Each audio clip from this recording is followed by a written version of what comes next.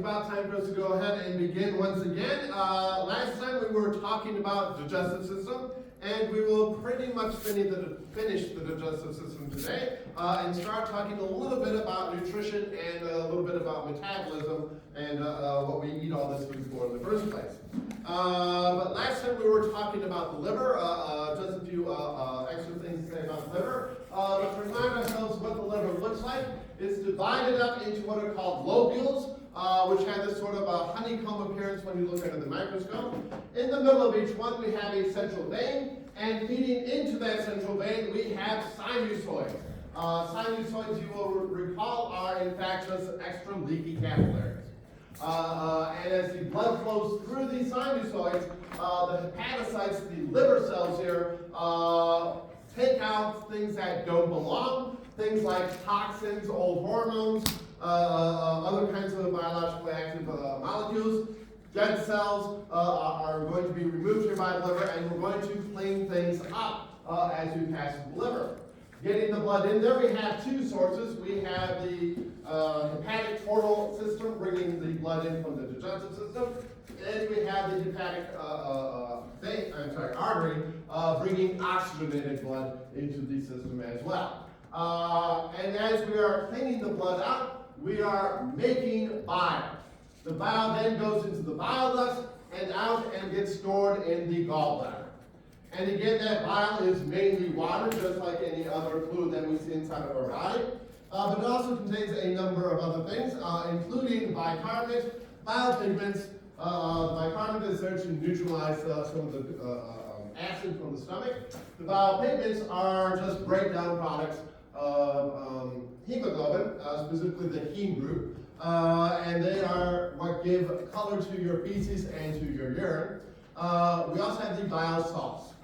And the importance of the bile salts is that these will combine with the fats in the food that we eat to allow us to emulsify those fats, break them down into tiny little droplets that then those lipases can come in and start to cut apart those triglycerides into diglycerides and monoglycerides and free fatty acids. So in terms of the digestion, these bile salts are the important thing in the body. It also contains a fair amount of cholesterol, and that will again combine with some of those fats to help make it a little bit more soluble. Then we also have inorganic salts like sodium and potassium, chloride, things like that in there as well. And the bile is made continuously and stored in the gallbladder. So again, we're making this bile all the time, and we're storing it in the gallbladder. Once that bile is needed, we have a hormone called cholecystokinin, or CCK, that will then cause the gallbladder to constrict and push the bile out after you've eaten a meal. So again, this is one of those hormones that's going to help us to do all this. Again, the bile salts themselves, they consist of a water-soluble portion made of an amino acid, and it contains a non-soluble region, a lipid, in other words, attached to it, to allow it to form these nice micelles from the top. And once again, it follows a basic route. The liver is producing the bile all the time. It then flows through the hepatic duct, up the cystic duct, and into the gallbladder. We've seen a similar figure to this before. So again, we are constantly making the liver quite a bit of it on a daily basis, roughly a liter a day. And it is flowing up into the gallbladder. Again, this is the cystic duct coming in here. Inside that cystic duct, we have what is called the spiral valve, which is simply sort of a bridge that comes around through it and keeps it open at all times, because we want to be able to get that bile into the gallbladder at all times. And again, as that bile is sitting around and hanging out here inside the gallbladder, some of the water will be reabsorbed and it will become more concentrated. If it becomes too concentrated in there, however, some of that cholesterol can start to come out of solution, and that's where gallstones come from. So gallstones are usually made predominantly of cholesterol. And it's simply coming out of solution here inside the gallbladder because it's gotten a little too concentrated. Some people are very prone to gallstones, other people, it will never be an issue. We're storing that bile here inside the gallbladder, waiting until we've eaten a meal. After we've eaten, the food will go through the stomach into the small intestine, and once that food hits the small intestine, it will then produce CCK. And that CCK will come up here and cause the gallbladder to constrict. And as the gallbladder constricts, it forces the bile out and down through the cystic duct into what is known as the common bile duct, through the common duct, and come here into the small intestine one more time. So again, that is the pathway that the bile is going to be following. Again, it is being made by the liver all the time, flows through the hepatic ducts, into the cystic duct, up into the gallbladder where it is stored. After you've eaten, we produce CCK from the small intestine, cholecystokinin. Causes the gallbladder to constrict, pushes the bile out, squeezes it out through the cystic duct into the common bile duct, which then carries it into the small intestine. By the way, this opening right here, this is also where the main pancreatic duct will come in as well. So the main pancreatic duct, the common bile duct here, will combine with the main pancreatic duct to enter into the small intestine, into the duodenum. Where we'll then combine with the fats in the food that we've eaten and allow us to help digest those fats. All right, so that is what the liver is doing for us. Any questions on the liver? If not, we now need to talk about the pancreas. The other large digestive organ here, gland, this is the pancreas. Again, we've seen the pancreas before because it has both endocrine and exocrine function. We already talked about the endocrine function, which is produced by the islets. And they produce two hormones. Who can remember what hormones are produced by the pancreatic islets? Glucagon and the famous one, insulin. Insulin and glucagon, which helps to regulate our blood glucose levels. The rest of the pancreas, the pancreatic islets make about 2% of the mass here. The rest of it, 98% of it or so, is the exocrine pancreas, making digestive enzymes. So what you're looking at here, most of this is here to produce digestive enzymes. Again, the pancreas sits here, the head of the pancreas hangs out right here inside that nice C shape of the duodenum. The head of the pancreas sits here inside the curve of the duodenum. Right about here is the neck, which is where it crosses the superior mesenteric artery. Most of it is in the body, and the tail hangs out over on the other end, right next to the spleen. So it comes all the way across the abdomen, right underneath your stomach. So this is right underneath the stomach. And you'll notice we have a long tube that runs the length of it. That is the main pancreatic duct. And then there is a shorter accessory duct only within the head of the pancreas. The liver makes bile continuously. The pancreas produces its output on demand.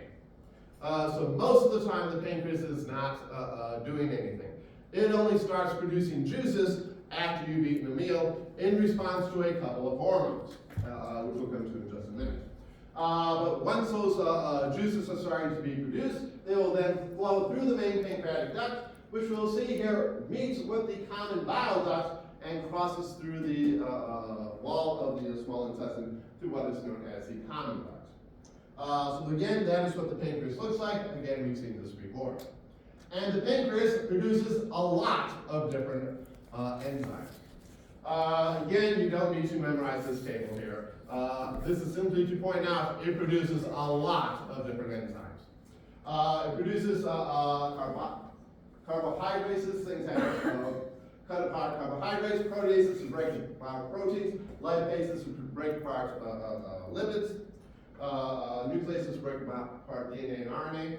So again, it produces a lot of these different enzymes. Most of the enzymes used for digestion are produced by the pancreas. So this is where we're going to get most of those enzymes at. And they're being produced by what are called acinar cells. So again, if we take a look here inside the pancreas, here are our pancreatic islets here, and we can see we have different kinds of cells here producing different kinds of hormones. But then we see all these nice little clusters of cells out here. These are known as the acinar cells, or pancreatic acini. And you'll notice they're all surrounding little ducts.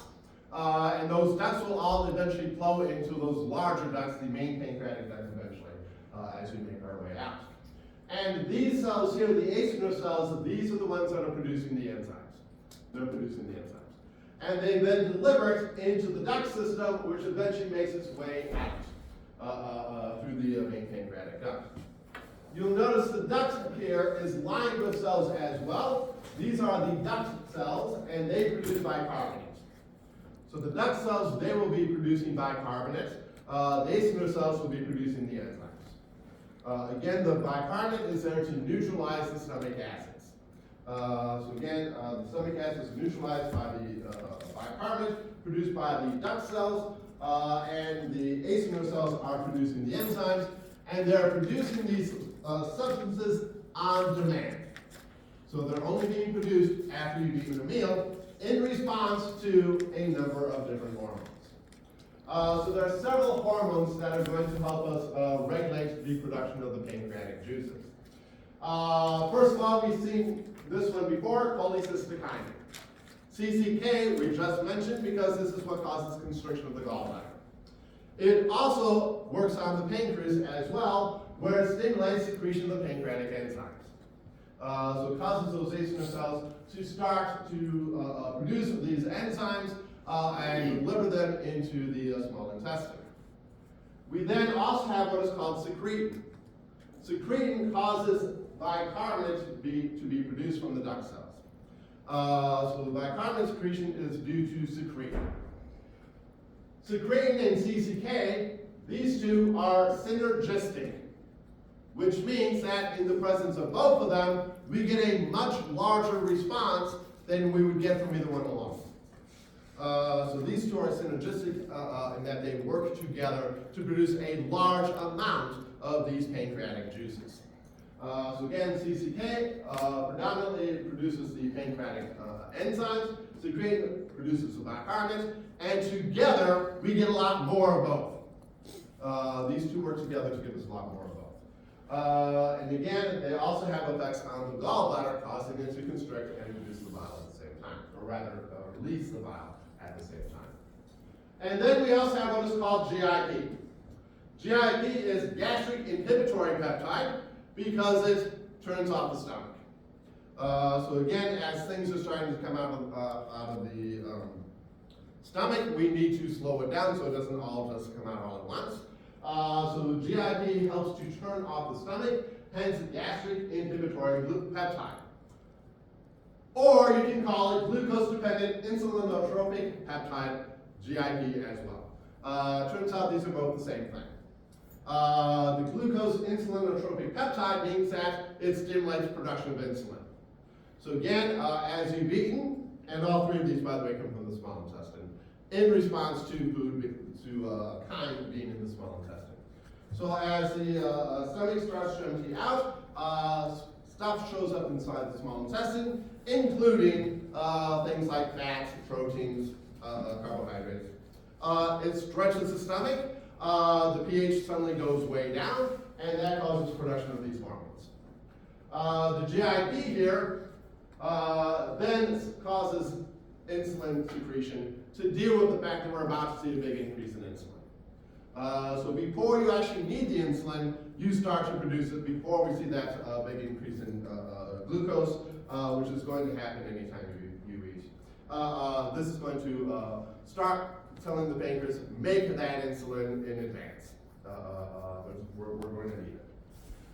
So again, GIP stands for both gastric inhibitory peptide and glucose-dependent insulinotropic peptide. They both happen to be GIP, so we usually just call it GIP. They're the same thing. All right, so again, these are things that are going to help regulate the pancreas. Again, cholecystokinin and secretin lead to secretion of the pancreatic juices. Again, CCK, the enzymes, secretin, the bicarbonate, and those two are, again, synergistic with each other. GIP then feeds back to turn on the insulin production from the pancreatic islands. All right, so those are some of the hormones involved in pancreatic regulation. So again, these are all involved in digestion, and there are a bunch of hormones involved in digestion. you might want to take a look at this figure to make sure you understand which of these hormones are regulating what functions.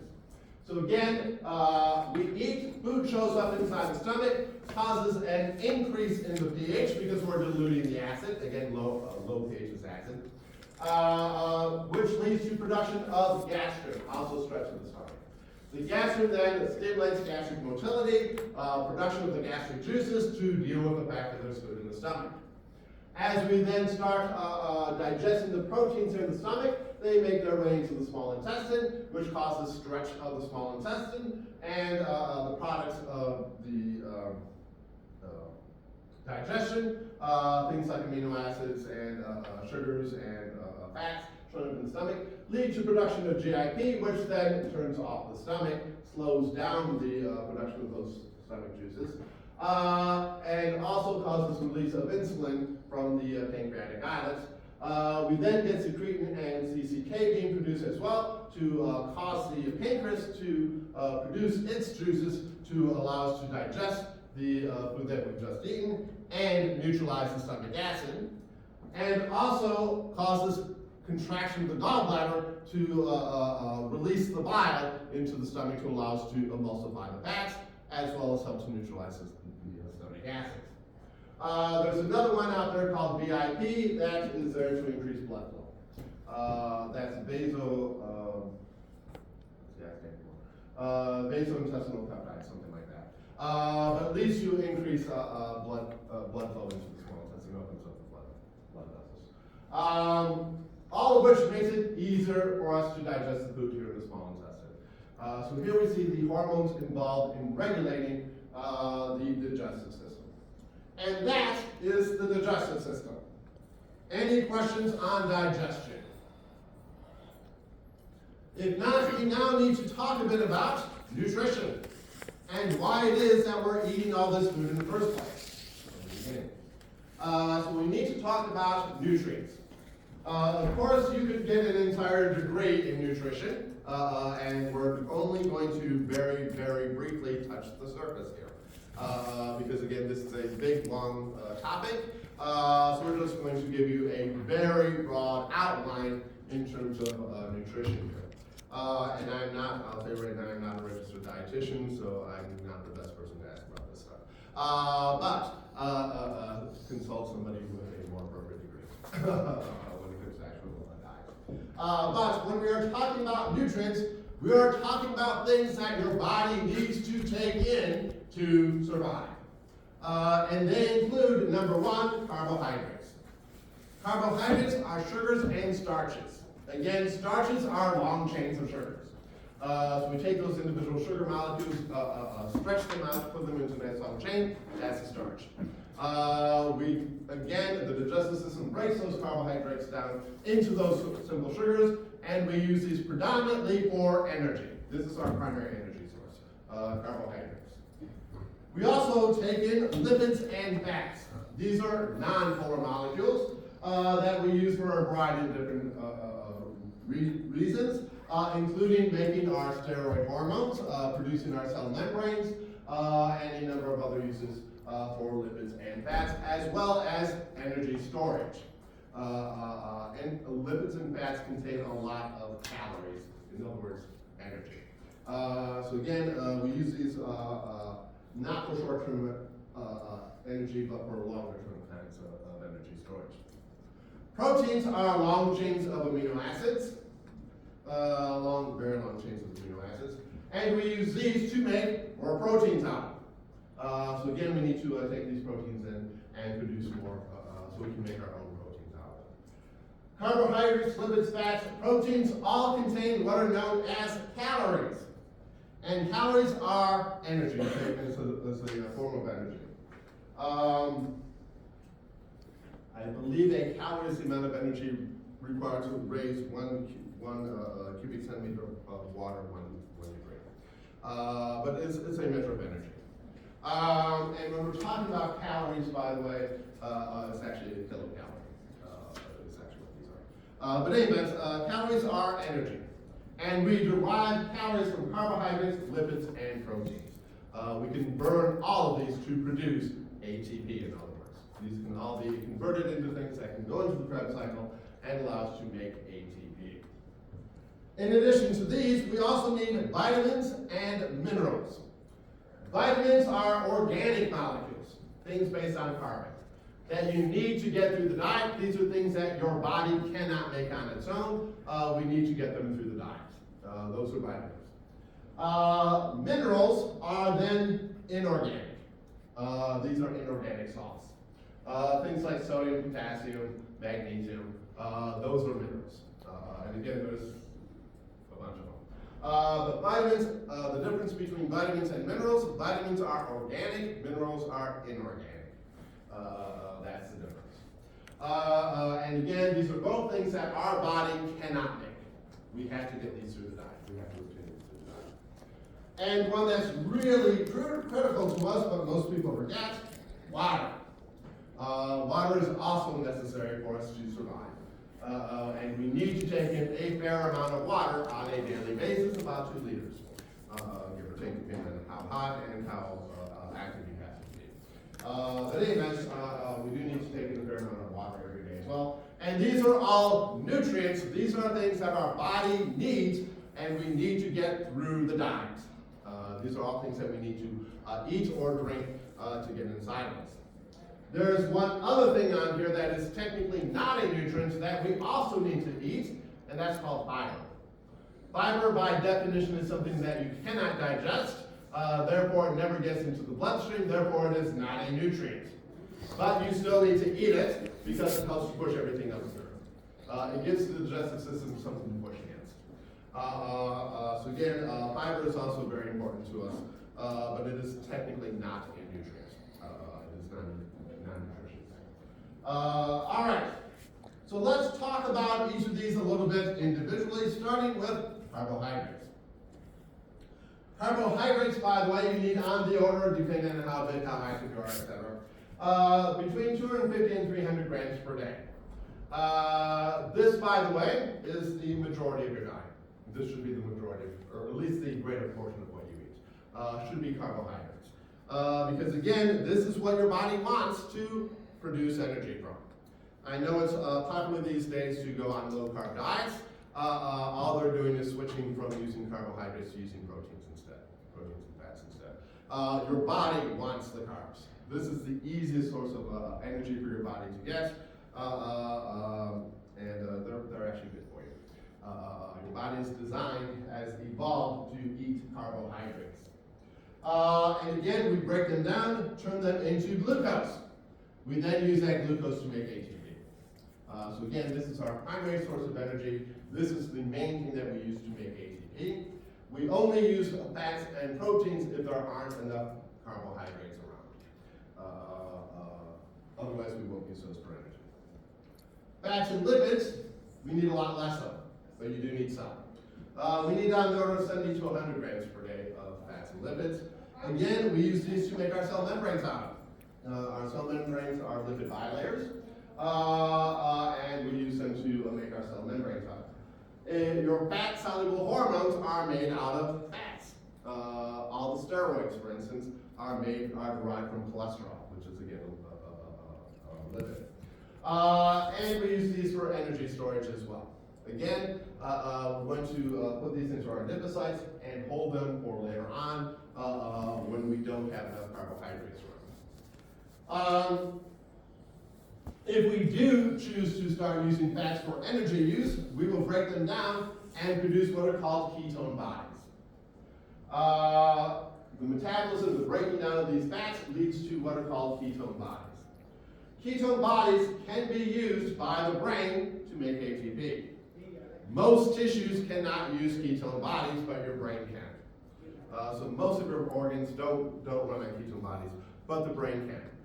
So this is something that happens when you go into starvation mode. We start making these ketone bodies, and that gives your brain a source that is not used by other systems as a way to protect the brain, to ensure that your brain is always going to be supplied with energy. Now these ketone bodies, here we do need to talk a little about these ketone bodies. Ketone bodies include things like acetone. Acetone, again, that is nail polish remover. and it has a distinctive odor to it. Many of these ketone bodies are in fact volatile compounds, which means they will show up inside of your lungs and you'll breathe them out, and you can smell them on people's breath. And it gives you very, very bad breath, what is referred to as a fruity breath. I do not know why some people refer to it as fruity, because it does not smell like any fruit that I've ever been around.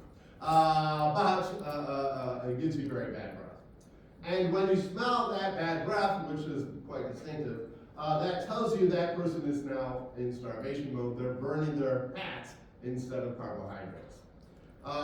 When does this occur? Diabetics. By the way, many of these ketone bodies are in fact acids as well.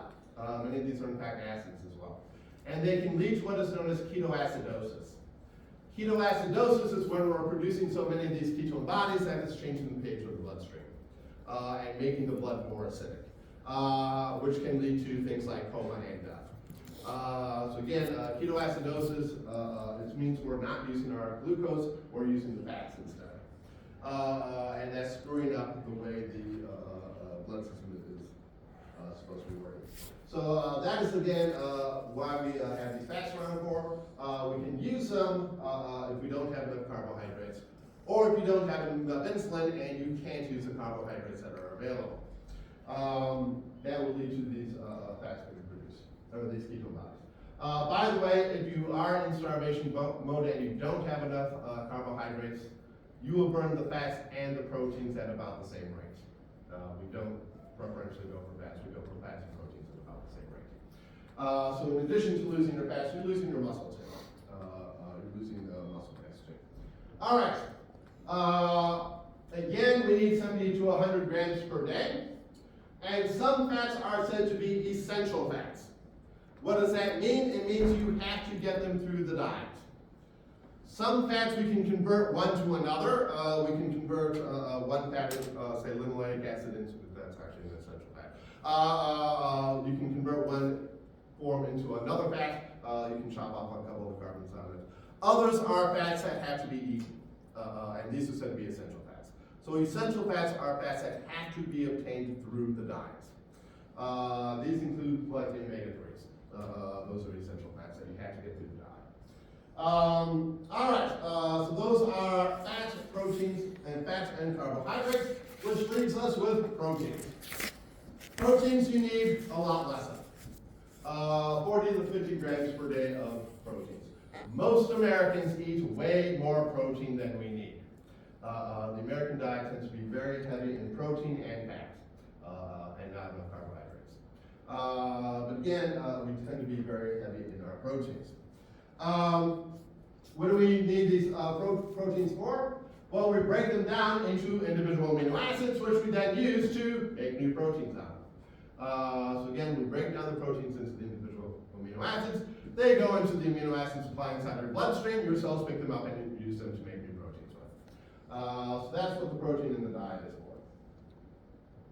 Again, what depletes this? Making new proteins. And we can then also degrade some of these amino acids as well to produce things that can go into the Krebs cycle and produce energy. Again, the only time you're going to actually start doing that to a large degree is if you don't have enough carbohydrates. We will switch and start burning up the proteins as well.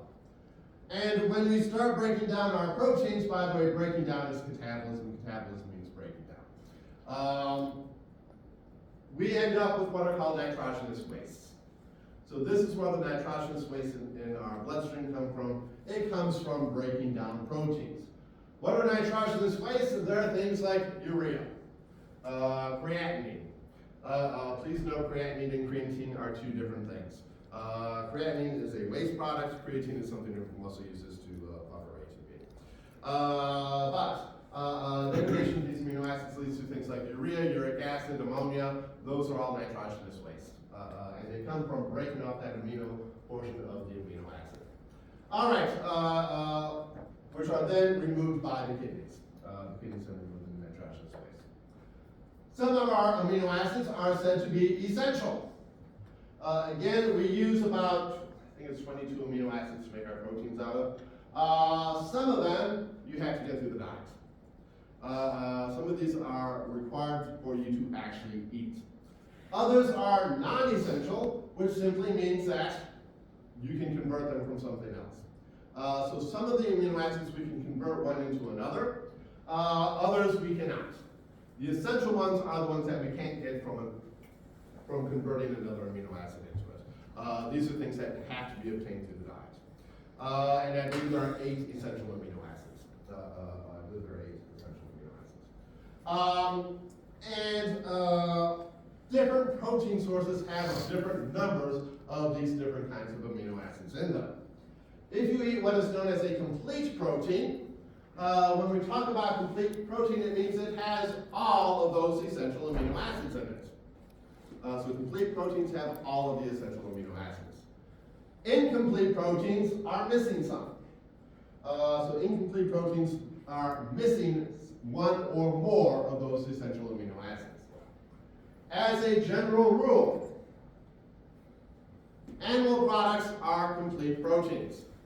So beef, chicken, pork, whatever, fish. Those are complete proteins. Those are complete proteins. They contain all those essential amino acids. Plants in general are incomplete. Plants are incomplete. They're missing something. So things like rice, beans, they are missing some of those essential amino acids. They don't have them all in them. Does that mean if you are a vegan that you can't get all of your amino acids? No.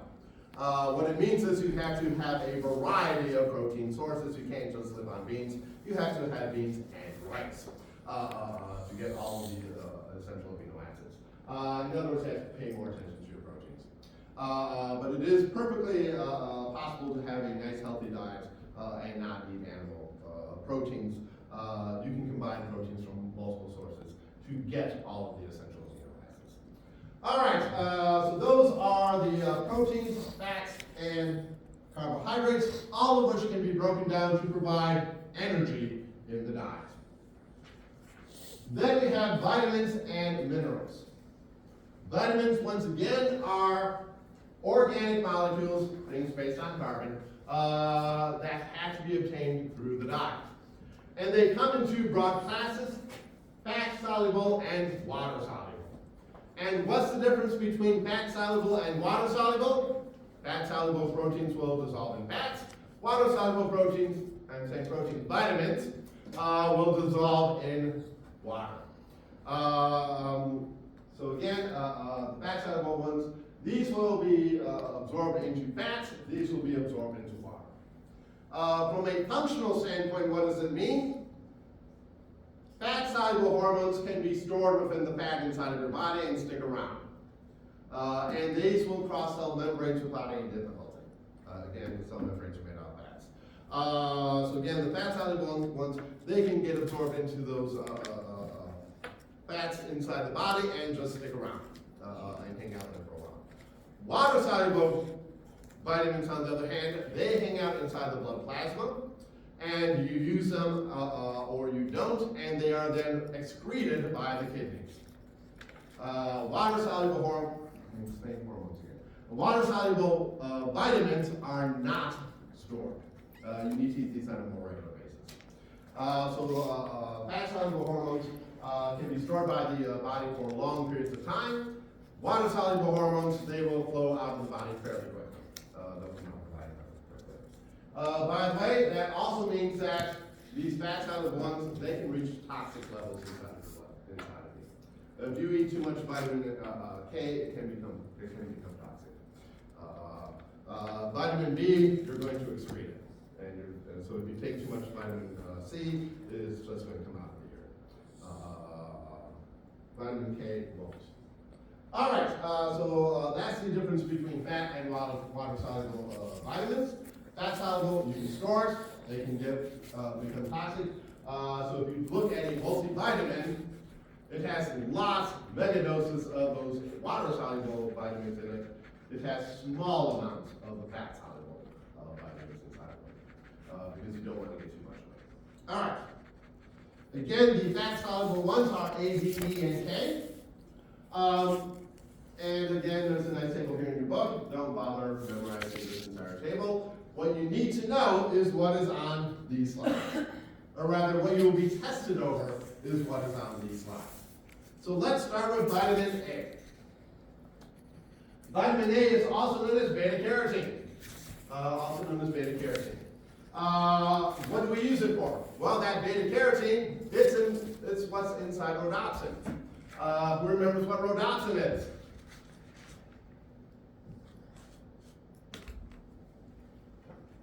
Eyes? It's in your eyes. It's one of the photopigments. It allows you to see. Vitamin A allows you to see, especially when in dim light conditions.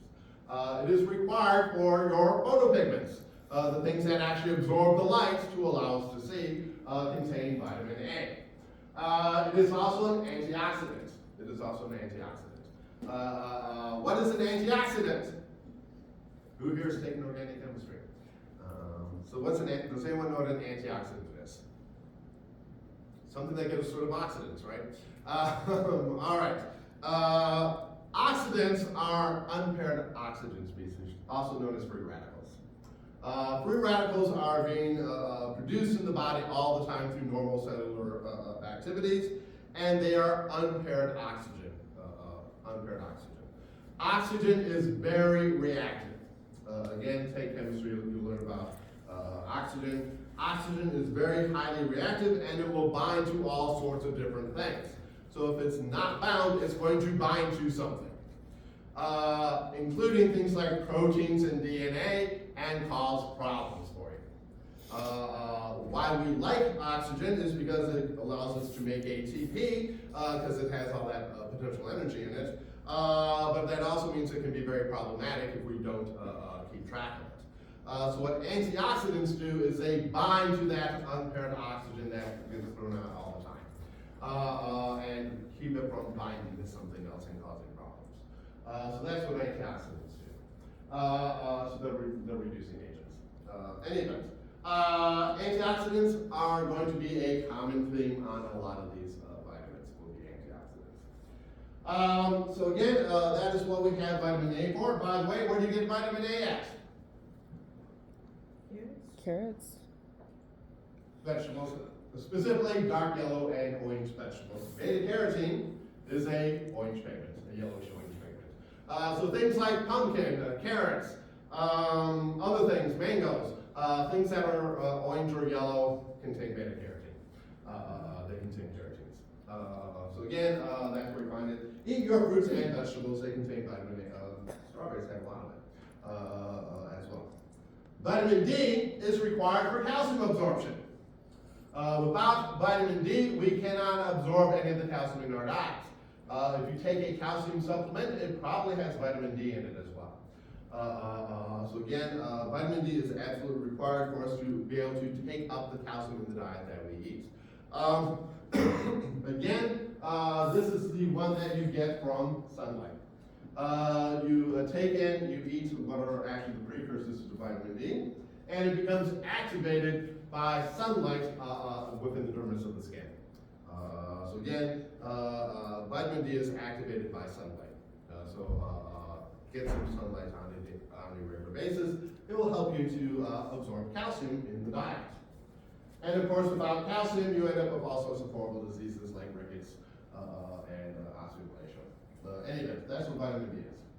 Vitamin E is also an antioxidant, and it's important in producing collagen, which is used for healing any breaks in your skin that may occur, and is part of membrane structure. So again, vitamin E is important in terms of membrane structure, healing up your wounds, and is an antioxidant. Vitamin K is a clotting agent. Without vitamin K, your blood doesn't clot. By the way, does anyone know where you get vitamin K from? Because I mentioned it a couple days ago. For the most part, you get vitamin K from the intestinal flora. The bugs in your gut make vitamin K. They make most of our vitamin K for us. Things like broccoli, cabbage, cauliflower also contain a lot of vitamin K. By the way, if you take heparin, heparin is an anticoagulant, it blocks vitamin K. So again, if you're ever put on blood thinners, they will tell you to watch your vitamin K intake. You have to make sure that it stays fairly stable.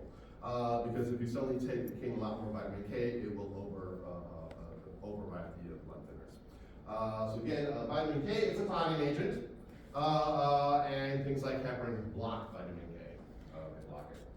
So that's the fat-soluble hormones. I said hormones again. Vitamins. These are vitamins. Then we have water-soluble vitamins, and you'll notice B1, B2, etc., all the way through B12 down here, and vitamin C. These are the water-soluble. And same hormones, not doing that. Vitamins. These are the water-soluble. And most of these are part of what is known as the B complex. Why do we have B1, B2, B3, etc.? Because initially, as people were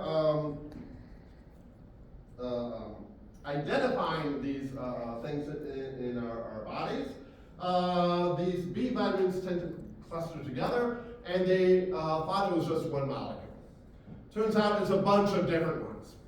And most of these B vitamins are involved in the Krebs cycle, or the electron transport chain. Many of them are involved in making ATP. So again, initially we didn't realize that you had a whole lot of them, which is why they all got called vitamin B, and then people started separating out the individual components of it, and realizing there's a lot more than just one molecule included here. So when we're talking about these, let's start with vitamin C, because there's only the one. Vitamin C is ascorbic acid. Ascorbic acid is used for making collagen. Without vitamin C, you don't get collagen being produced. And where do we find collagen? In our skin? Everywhere. Collagen is the most common protein in your body. It is the basic scaffolding on which everything else is built. When we're talking about the connective tissues, the main fiber was collagen. Take away everything from you but the collagen, and we would still recognize you. We are made on a collagen scaffold. Again, collagen is ubiquitous. It is everywhere. And you need vitamin C to produce it. It's also an antioxidant. If you don't get enough vitamin C, then you don't produce enough collagen. And then you have something called scurvy. And what happens if you have scurvy? Anyone knows? By the way, we do not see people with scurvy very often these days. Who gets scurvy? Yes. Pirates. Pirates, of course. And why do pirates get scurvy? Because they don't get enough vitamin C. Where do you get vitamin C from? Oranges? Oranges, limes, citrus fruit. Yes, those all contain lots of vitamin C. So do things like strawberries and bananas, and fresh fruits and vegetables in general. If you are a pirate living at sea, what is not going to make up a large portion of your diet? Fresh fruits and vegetables. So again, eat your vegetables, eat your fruits. They contain lots of vitamin C. Strawberries are full of it. So again, this is something that comes from fresh fruits and vegetables, and it is very unstable. This breaks down rapidly. So it needs to be fresh fruits and vegetables, not something that's been sitting around for 6 months. Those will not have much in the way of vitamin C left over. This is not a particularly stable molecule. It breaks down fairly quickly. And if you don't have enough of it, you can't make your collagen, and then you literally start to fall apart. Your skin breaks open, your teeth fall out, your hair falls out, your bones start to degrade. You start bleeding spontaneously. It is a horrible, awful thing to have.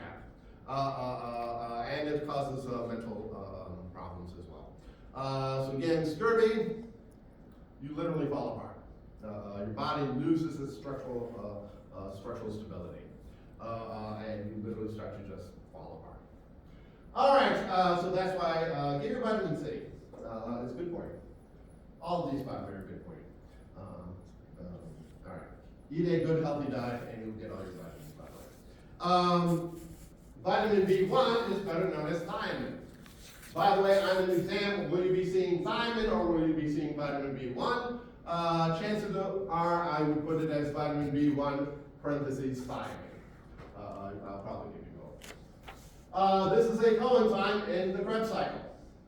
It's a coenzyme in the Krebs cycle, which will be a common theme for all of these B vitamins. Most of these are coenzymes in the Krebs cycle. So B1 is also known as thiamine. And if you don't have enough thiamine, you get beriberi. Beriberi is a lack of vitamin B1. We don't see beriberi very frequently either. This is another one of those diseases that we just don't see very often these days. But if you're in the right environment where you don't get your vitamin B1, you don't get your thiamine, it can be an issue. B2 is riboflavin. That is what the F in FAD, again, you all remember your Krebs cycle from biology class, right? You can all sit here and sketch it out for me, right? But it included things like FAD. The F in FAD is riboflavin. It's riboflavin. So again, you need it for the Krebs cycle again. B2. B3 is niacin. Niacin is the N in NAD and NADP, again, components of the Krebs cycle. So again, it's also a coenzyme in the oxidative metabolism, known as the Krebs cycle, and the electron transport chain. The NAD and NADP used to make ATP. B4, I don't know what B4 is. B5 is pantothenic acid. This is also a coenzyme in multiple cells. It's used in a variety of different pathways. B6 is pyridoxine, and we need this to make for breaking apart amino acids. So we need this in terms of proteins. B6, pyridoxine. B7 is biotin. Biotin is ubiquitous, it's in everything. You never come to biotin deficiency unless they're not eating. It's required for fatty acid synthesis. B9 is another one that's really important. B9 is better known as folic acid or folate, and you need it to make DNA. When are you making a lot of DNA? Pregnancy? When you are an embryo.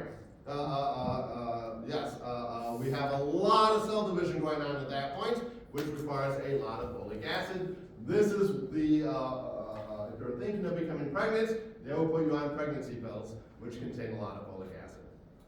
So if you're thinking of becoming pregnant or are pregnant, make sure you get your B9.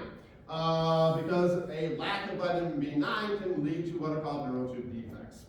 And neural tube defects are very, very bad. These are very bad forms of birth defects. Basically, the central nervous system does not develop correctly. You end up with things like spinal but folic acid, this is the big vitamin that you need to make sure you're getting enough of during pregnancy. It's one of the pregnancy vitamins. B12 is cyanocobalamin. I'm saying that again. Cyanocobalamin. That's B12.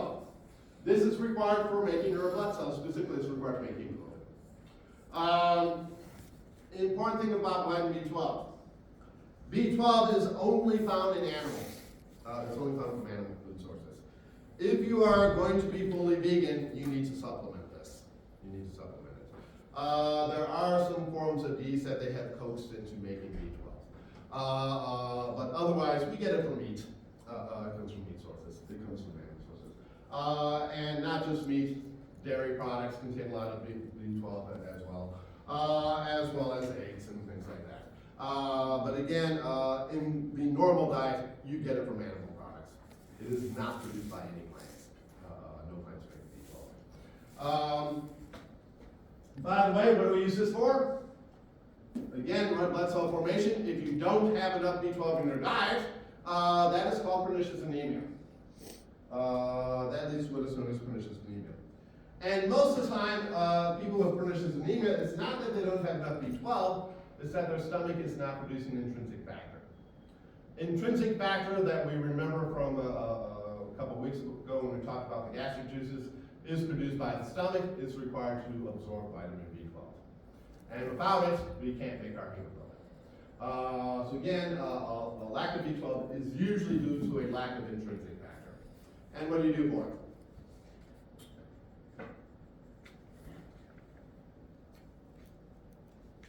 Give them injections of B12. You get the B12 shot. We can bypass the justice and just inject it into you instead.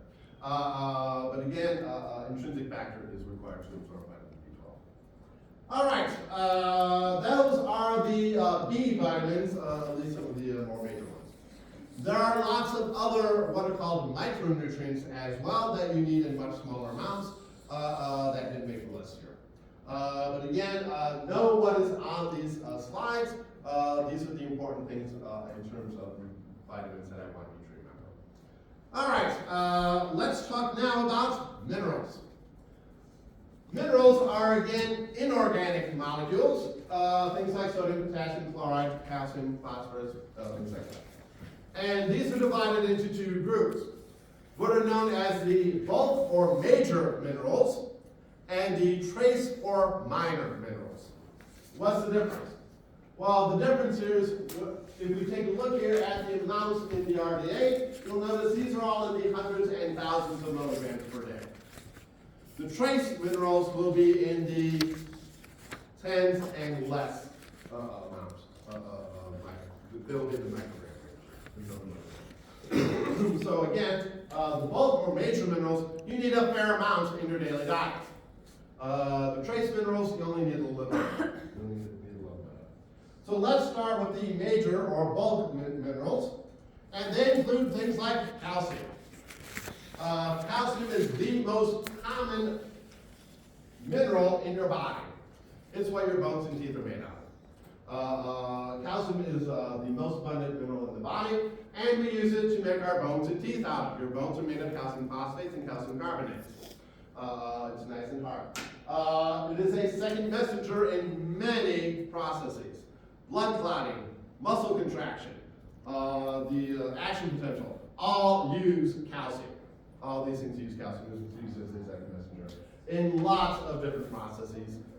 We need a fair amount of calcium on a daily basis. Excuse me, on a daily basis. All right. Calcium, again, is a positively charged molecule. We need a negative charge to go along with it, and that's chloride. Chloride is our major anion. For those of you who haven't taken enough chemistry, anions are negatively charged, cations are positively charged. So chloride is the major negative charge that goes along with all these positively charged things to balance everything out. So in your bloodstream, there's a lot of chloride essentially to balance out all the things like calcium, magnesium, phosphorus, which are all positively charged. Phosphorus is negatively charged. Potassium, sodium, calcium, magnesium, those are all positively charged. The chloride here is negatively charged to balance those out. It's also that hydrochloric acid, the chloride is negatively charged hydrogen chloride. All right, so that is what we have chloride for. Sulfur is in a lot of your proteins. The amino acid cysteine contains sulfur. It's also involved in the electron transport chain. From the centers in the electron transport chain. Used to make ATP again in the mitochondria. Many of them include sulfur. Potassium is the major intracellular cation. This is the positive charge inside of your cells, inside the cells, where it's mainly attached to proteins.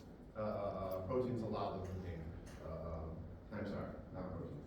But potassium, phosphate. This is the intracellular positive charge. Sodium is extracellular, potassium is intracellular. And it's also very much involved in the action potential. Again, how did the action potential work? We opened up sodium channels, followed by opening up potassium channels. So if I have enough potassium, your nerves and muscles don't work. So again, that's potassium. Sodium is the major cation outside of your cells. This is what you find in places like the bloodstream. We have a lot of sodium. where we also use it as the action potential. Again, step one in the action potential, open up sodium channels. So it's involved in making our nerves and muscles work. Very important in fluid balance. After we finish with this, we'll start talking about the urinary system. And a lot of how the urinary system works is by manipulating sodium. This is salt. This is table salt. Table salt is sodium chloride. So this is a positive charge from that sodium chloride. And water follows salt. Water follows sodium. So by manipulating sodium, we manipulate fluid balance by osmosis. It's also important in the bicarbonate buffer system. We did talk about bicarbonate buffer system. But we'll talk more about the bicarbonate system when we talk about acid-base balance. But we've already talked a little bit about it when we talk about lungs. It's involved in that system. Magnesium is a coenzyme in many, if not most, reactions. Anytime you're using ATP, you're actually using magnesium-bound ATP. So virtually any reaction that requires ATP also requires magnesium. It's mag-ATP that we actually use. It's not just ATP, it's magnesium-bound ATP. So again, it's a coenzyme for most of the reactions in your body. Phosphorus. Again, phosphorus, this is your bones and teeth are made of calcium phosphates. Most of the phosphorus in your body is in the form of phosphates. Phosphates bound to a bunch of oxygens, 4 oxygens on it. This is also part of your blood buffering system, enabling you to maintain your blood pH. The P in ATP is phosphorus. DNA and RNA are held together by phosphate bonds. So again, it has a lot of phosphates and all these different kinds of molecules. And those are the bulk minerals, the ones that you need to get a fair amount of in your daily diet. Again, when we're looking at amounts, these were things that were in the hundreds and thousands of milligrams per day, recommended daily allowance. The minor minerals are much lower in amounts. We're talking micrograms instead of milligrams here, and only a few milligrams per day in these trace minerals. And so these are the trace minerals. You still need them in your diet, but not nearly as much. And the one that didn't come up first, so we'll leave that for a second. One of them is fluoride. And we've all heard about fluoride because it's in all of our toothpaste. It's important for forming nice, strong teeth. It's in the enamel of the tooth. So again, fluoride is required for having nice, strong teeth. Cobalt is another one. We don't need a lot of it, but you do need a little bit of it because vitamin B12 contains cobalt. And it is used in a number of different reactions within your body. Chromium is required for your insulin activity. It's in the insulin receptor contains chromium. Again, you don't need a lot of this, but you do need some, just like copper. Copper is used to make hemoglobin. It's in the electron transport chain. You need some of it in your diet, not too much. It is a very heavy dose. Iodine, thyroid hormone. We all remember the thyroid, and we told you the difference between T3 and T4 was how many iodides were on it. We needed to make our thyroid hormone, iodine. And then the one that surprises people that's on this list, iron. Iron is a trace mineral because you recycle almost all of it. We do not lose much iron on a daily basis, therefore we don't need to replace very much of it. Yes. Is iodine and iodide the same thing? Iodide is the charged form of iodine. So yes. The difference, all these ides, these means it's negatively. This is the negative charge ion. Iodine is the neutral. It has all the, it doesn't have an extra electron on it. But yeah. But your body is actually going to be using our charge forms. Yes. Where do you get copper? Where do you ingest copper from? I can't say off the top of my head specifically, but I want to say fish. I have to double check on it, but plants, there's copper all over the place. Environmentally, there's copper in a lot of locations. I think seaweed has copper in it. I'm not 100% sure, I'd have to look it up. But feel free to look it up. What do you think about it? But anyways, there's copper, all these things. Fruits and vegetables for most of these things is where you get them. A lot of these. Iron, by the way, best source of iron in the diet is beef.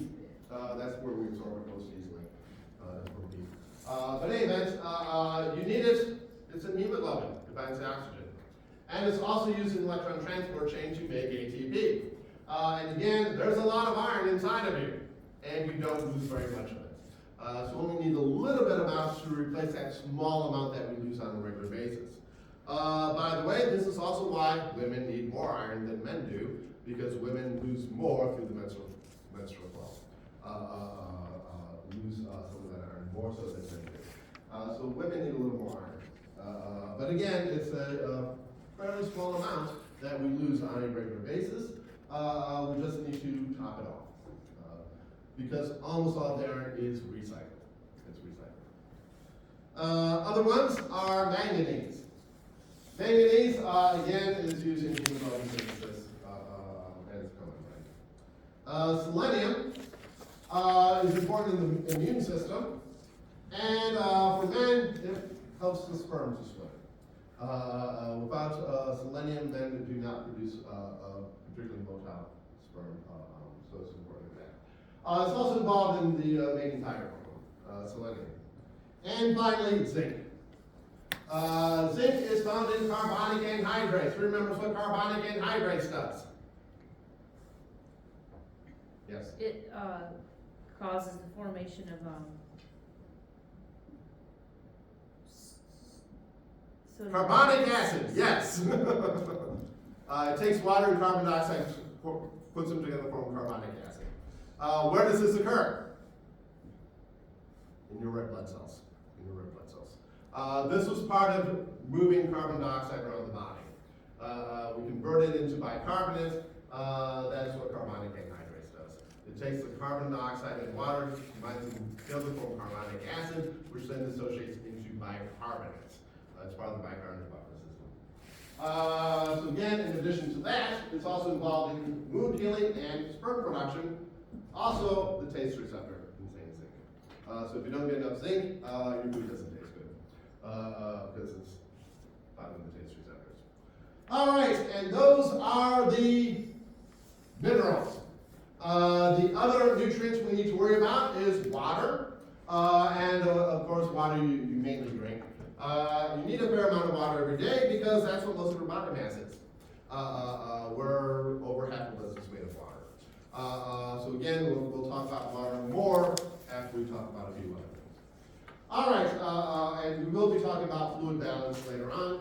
And then of course, finally, fiber, we need to push things through the digestive system. So that is a very, very, very brief overview of some nutrients.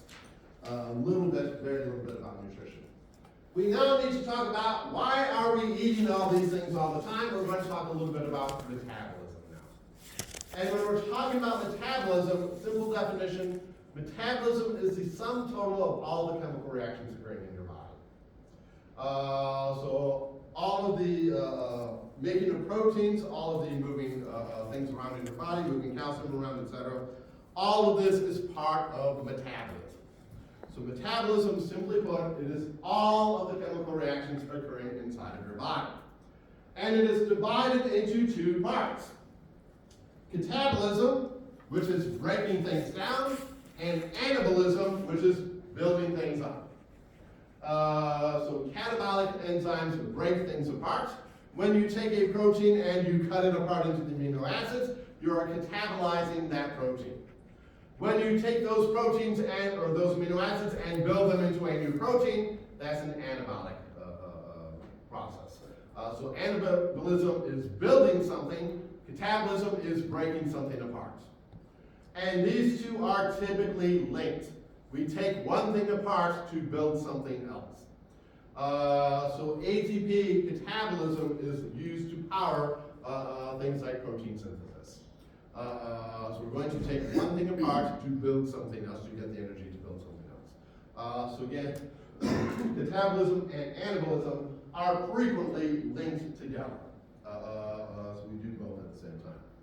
And the thing that determines our metabolic rate, the rate at which we do all of this metabolism, is determined by a number of different things. Number one, your basal metabolic rate. What is your basal metabolic rate? That's the rate of metabolism when you're not doing anything. When you're just sitting around, not really being active, that's your basal metabolic rate, better known as your BMR. If you then decide, by the way, the BMR is measured when you are awake. It is measured by when you are awake. This is not a sleeping rate, this is an awake state. But when you're just sitting around watching TV, vegging out, that's your basal metabolic rate. It's determined predominantly by thyroid hormone. Thyroid hormone pretty much does that.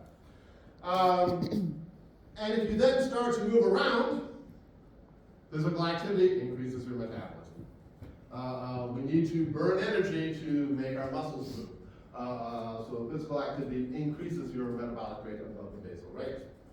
Also, if you're not at a comfortable temperature, if you need to get warmer, we need to burn energy to heat ourselves up. If it is too cold out, if it's too hot out and we need to cool ourselves down, we need to burn energy to produce more sweat and help to cool ourselves down. So again, we have to get a comfortable temperature. Also, if you start to eat, feeding, the digestive system burns calories. And depending on what you've eaten and how much, we will produce heat from eating, which we'll then have to get rid of. So heat production or adaptive thermogenesis is also involved. So let's talk a little bit now about that basal metabolic rate, or the BMR. So the BMR is when you're awake, resting, not doing anything, at a comfortable temperature, and have not eaten for a while. So again, if you're awake and resting, because again, physical activity, doing anything raises your metabolic rate. Comfortable temperature, because if it's not comfortable, you're raising your metabolic rate. And again, feeding raises your metabolic rate. So this is right when you're awake, at rest, not doing anything, comfortably just sitting around and having eaten for a while. That's your BMR. By the way, why do we measure this when you're awake as opposed to when you're asleep? Turns out during your REM sleep, your metabolic rate is higher than when you're awake. The REM state of sleep has a higher metabolic rate as well. So what is this determined by? Well, number one, thyroid hormone. The main thing that sets our basal metabolic rate is your level of thyroid hormone. But that's not the only thing that's involved. Also involved in this is your age. As we get older, your metabolic rate slows down. By a few percent per decade. Not nearly as fast as most people want you to believe. But if you don't believe that your metabolic rate slows down, go find a small child and try to keep up. They run around all the time because they have higher metabolic rate because they have more energy to burn. As we age, it does slow down a little bit. The reason most of us get a lot fatter as we age is not because of the change in our metabolism so much as it is in the fact that we reduce our physical activity. But again, age does make a difference, as does sex. Men have a higher metabolic rate than women. Do you have a question? Can you buy thyroid hormone like in a capsule? Yes. Okay. Is that an Look at some effective of weight that. loss technique? No. But yeah, there are a lot of people who take thyroid hormone because they have hypothyroidism. That's what Synthroid is. It's thyroid hormone. Is it an over-the-counter drug? No. You do have to have a prescription for it because of the thyroid imbalance, which is fairly common, by the way. But anyways, your sex makes a difference. Men have a higher metabolic rate than women on average. Mainly due to the fact that men have a higher muscle mass than women. Muscle has a fairly high metabolic rate to it as opposed to other types of tissues. Because men have a higher muscle mass, men have a higher metabolic rate in general. Again, depends on the individual. And finally, the surface to size ratio, the amount of surface area you have. In other words, how round are you? The rounder you are, the lower your metabolic rate. And this has to do with heat transfer more than anything. If you are tall and skinny, there's a lot of surface area compared to your body size, and you radiate heat away very fast and effectively, which means you need a higher metabolic rate to get rid of it. If you are more spherically shaped, that means you have a lower surface to mass ratio, and your heat doesn't radiate as well. So you don't need to generate as much heat to maintain your body temperature. So again, your overall shape makes a difference as well. Tall, skinny people have a higher metabolic rate than short, fat people do. All right. So those are some of the things that go into it, but the major thing is thyroid hormone. Thyroid hormone is the primary thing that sets with BMR. So how can we measure this? Well, again, the sum total of chemical reactions in your body is what we're trying to measure, and most chemical reactions in your body use ATP. And every time you burn ATP, you generate heat. So the best way to measure your BMR is to measure your heat production. Problem is that's really hard. Heat production is really hard to do. Basically, you have to put you inside an enclosed chamber and measure how much heat you're producing. That is not a trivial thing to do. Instead, we can measure oxygen consumption because that tells us how much ATP you're making. Most of the ATP in your body is made using oxygen, using oxidative phosphorylation. So by measuring the amount of oxygen you're burning, that tells us how fast you're burning through your calories. So again, most of the time when we're measuring BMR, we're going to measure this because this is a lot easier. More correctly, we would go after heat production, but that's just too hard to do. Whereas oxygen consumption, we just put a mask on you, measure how much oxygen is going in, measure how much oxygen is coming out. That's fairly easy to do, still hard enough. But that's usually we use oxygen consumption to measure our metabolic rate. All right, so that is what the BMR is and what determines it. Again, mainly thyroid hormone, with these other things as well, age, sex, and body composition, essentially. All right, related to this, specifically that surface area one, is what is known as the BMI. The body mass index, by the way, I'm not going to ask you to calculate this number. But what it is your mass in kilograms divided by your height in meters squared. How many of you know what your mass in kilograms is? All right, yes. How many know what your height in meters is? Feel free to go online and look up a calculator for this. It's much easier. But again, that's the actual definition of it. It's your mass divided by your height squared. If it comes up with a number that is greater than 30, we say you are obese. We say you are obese. If it is between 25 and 30, you're said to be overweight. And if it's between 19 and 25, that's a healthy weight. Take these numbers with a grain of salt, a very large grain of salt. Because again, BMI in terms of measuring the healthiness of a general population, pretty useful.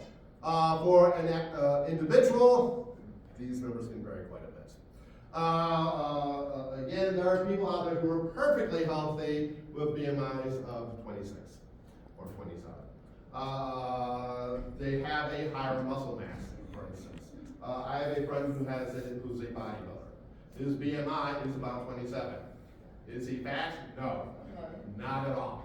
But he has a higher BMI, which would tend to think he is overweight. He is in fact extremely healthy. Likewise, there are people out there in nursing homes who are wasting away and have very low BMIs.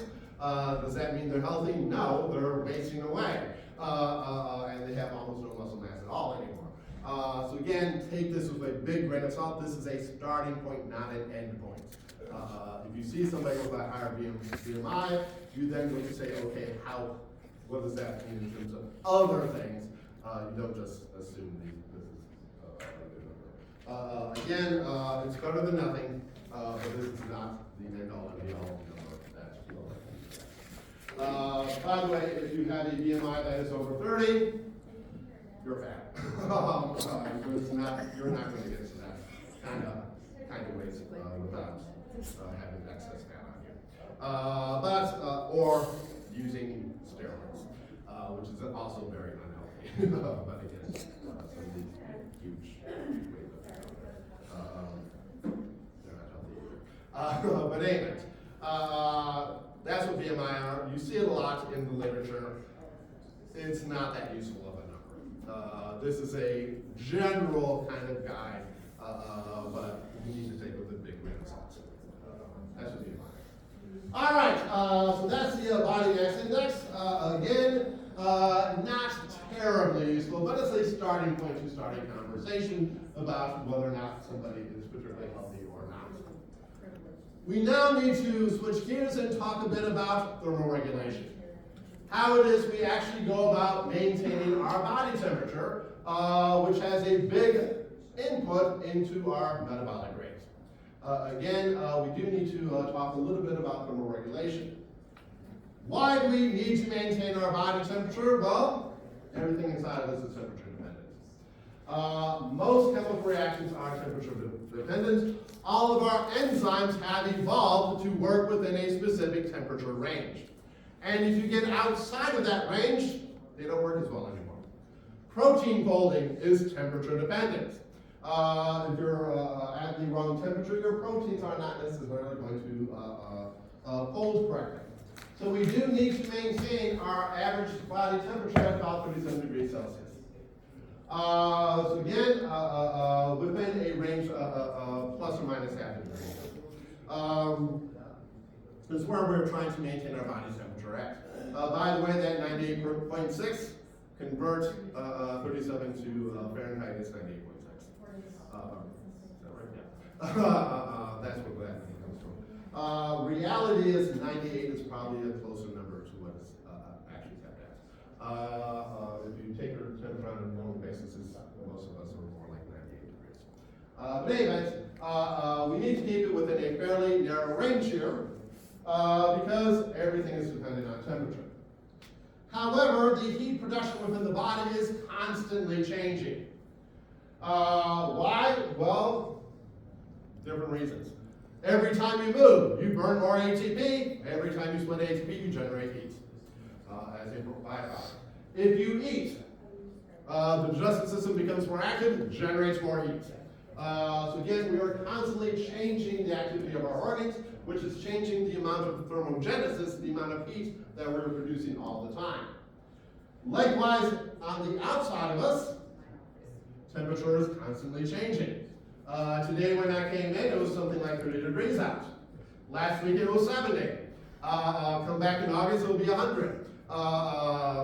Again, the temperature is constantly changing on the outside of us, which is going to affect how well we gain and lose heat as well. So heat loss is constantly changing with what is going on the outside of us, with what is going on the inside of us. Temperature is constantly changing. So to maintain this, we need to either control the amount of heat that we're producing or the amount of heat that we are losing. And again, we do both. Again, we never just pick one or the other. We always choose both, and we do both. So, how can we gain and lose heat? Well, there are a variety of ways of transferring heat. Heat is a form of energy, and whenever we're talking about energy flow, we always go from high to low. So we're always going to transfer energy from a high level to a lower level. So heat will transfer between a hot object to a cold object. It'll never go from a cold object into a hot object. It's always going to go from high to low. And the way we can do this, there are a variety of different ways. Number one, we have conduction. Conduction is heat transfer between two objects that are in contact with each other. So you take something hot, put it next to something cold, heat will flow from the hot object into the cold object. That's conduction. Example of this in daily life, if you are cold out, you might get a heating pad and put it on your skin and transfer the skin into you that way. Or oppositely, if it's really hot, you might get an ice pack and cool yourself off using that ice. That is conduction. We also have what is called convection.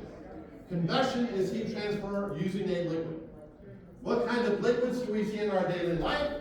Water and air. Air is a liquid, remember. It's a fluid. And that can carry heat away or towards us more effectively. This is wind chill. This is wind chills. If you're out in an exposed area with lots of wind, you get frostbite a lot faster than if there's no wind around. And again, that's convection. That is convection. We also have what is called radiation, and that is heat transfer using electromagnetic radiation, specifically infrared. This is how we get heat from the sun. Heat from the sun is through radiation, and it is bringing heat to the planet.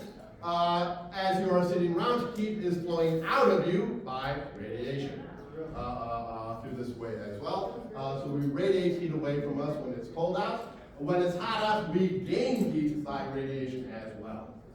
And finally, evaporation. Evaporation is heat loss from changing a fluid into a gas. Specifically, water into water vapor. In other words, sweating. This is sweating. By the way, if the outside temperature is greater than your skin temperature, this is your only way of losing heat. If the air temperature is above 94, your skin temperature is about 94. Evaporation is the only way you have to lose heat. The rest will bring heat to you instead of take it away, because that's still high flow. So evaporation, when it's hot out, that is our main form of maintaining our lives. Sweating. We will continue talking more about this next time. Any questions for now?